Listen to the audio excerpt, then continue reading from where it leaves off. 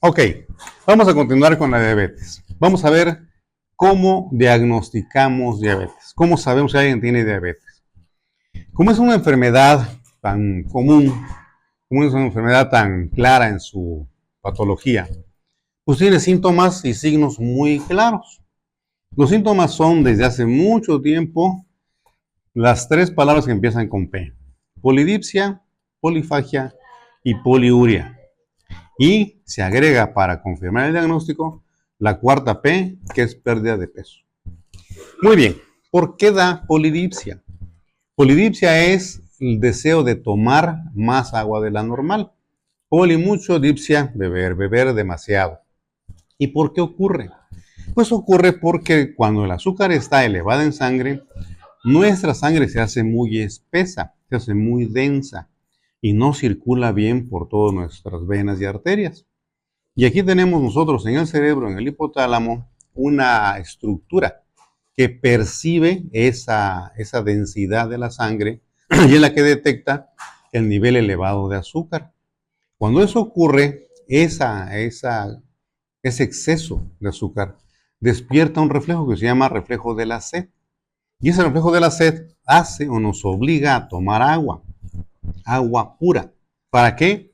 Para diluir ese exceso de azúcar en sangre. Bueno, eso es un fenómeno muy natural, muy fisiológico y pueden ustedes comprobarlo de inmediato. Si alguien es diabético y tiene una elevación en su azúcar, van a ver que le da sed.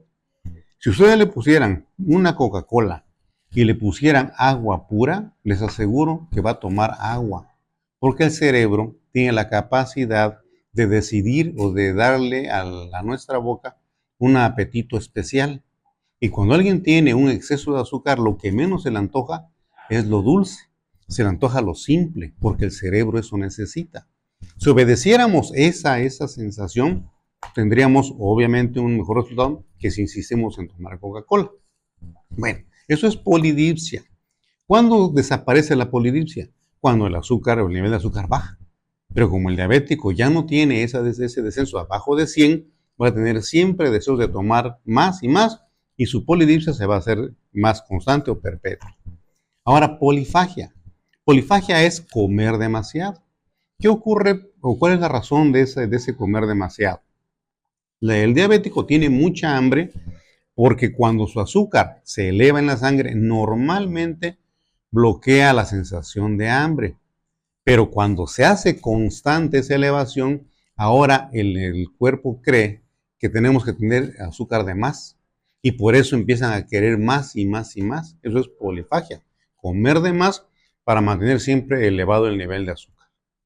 Y poliuria.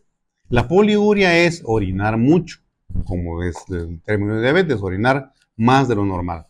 ¿Por qué ocurre así? Porque cuando tenemos elevaciones de azúcar, ese azúcar se tiene que eliminar de alguna manera. Y el riñón es el que más fácilmente depura, o el encargado de depurar las sustancias que nos hacen daño o que están en exceso en nuestro cuerpo. Y al tirar azúcar, tirar moléculas de azúcar o de glucosa, como término médico, eso requiere que vayan acompañados de agua, no se pueden tirar como cubos de azúcar. Pues tienen que ir en la orina y por eso orina demasiado el diabético.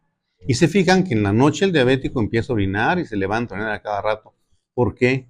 Pues porque tiene niveles elevados de azúcar, su riñón empieza a tirar el azúcar, arrastra agua de esa persona y empieza a orinar más veces de lo normal. Eso hace que se deshidrate y que le dé más sed. Y cuando le da más sed se llama polidipsia y luego polifagia, poliuria, y están las tres P de la diabetes. Y la cuarta P, la pérdida de peso. Esa es más tardía. Esa ocurre ¿por qué? Pues porque ahora el cuerpo de un diabético ya no procesa bien su azúcar, ya no la usa bien. ¿Y qué hace el cuerpo para mantener ese nivel de azúcar?